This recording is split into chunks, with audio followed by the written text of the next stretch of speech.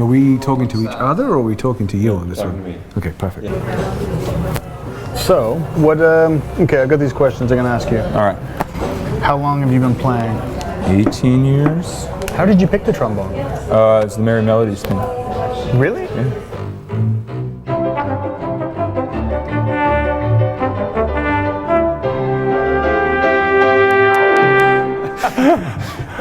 Why do we need another orchestra? We don't need another orchestra. We need a classical ensemble that is exciting and people want to actually go and listen to. Isn't that right, John? Yeah.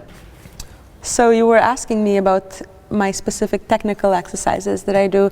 I usually do some scales. Well, I should be doing it daily, but sometimes I don't. Education for me is really important, and I think that one of the main things, especially for me, like one of the reasons why I started in school was just because of family resources and just not having, looks like to invest in music lessons at an early age is a really heavy financial investment for parents. I think especially in our quote-unquote classical scenario, we get caught up in boundaries of the way things have always been done and therefore always will be done. I'm not much into that. I was 7 or 8 maybe, and my parents had finally bought us a television. This was very big in my house. And I was watching Fred Penner's Place. Do you know that kids show? I know Fred Penner. Right, it was Okay. either on CTV or CBC. And he used to have guests crawl through the log into his little forest glade. Okay. And they would always have different professions. And this one day, he had a woman come through the log into his beautiful woodland sanctuary, and she played a shiny silver twisted up thing that she stuck her fist up one end of it, and it made the most beautiful sound I'd ever heard. It's a good thing that we have those traditions in one sense because I don't actually have to stray from it too much to be different. So it's easy to be rebellious. Easy to be rebellious in this case. So one of the programs I teach is a completely free after-school program. It's not connected to the TDSB at all, but it's run through two of their schools now in Toronto, and that's been a really, really wonderful opportunity for me. And I remember saying to my mom, I was like, Mom, I'm gonna play that one day. When I grow up, I'm gonna play that. You know, and then years later, when I was picking an instrument for band in elementary school, grade 6 or whatever age we were, they said, you know, what instrument would you like to play? I was like, French horn.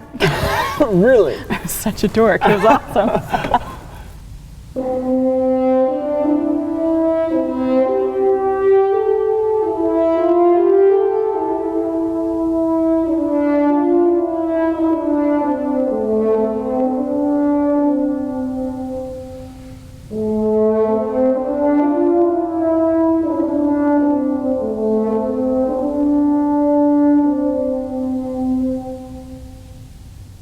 Really?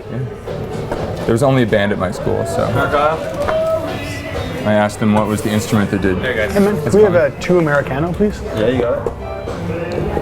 Thank you.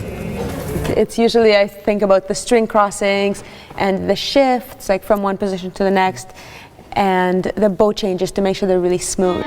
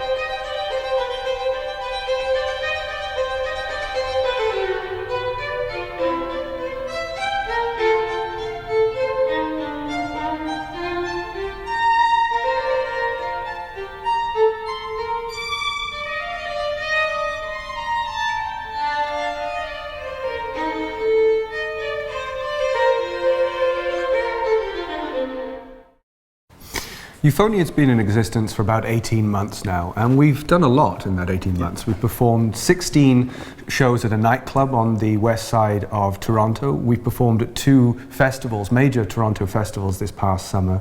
We made a recording in the last year that is soon to be available on iTunes. And we've done this without any government grants, without any sponsorship, without donations. This has been done purely based on the passion and love that myself and my fellow musicians have for music.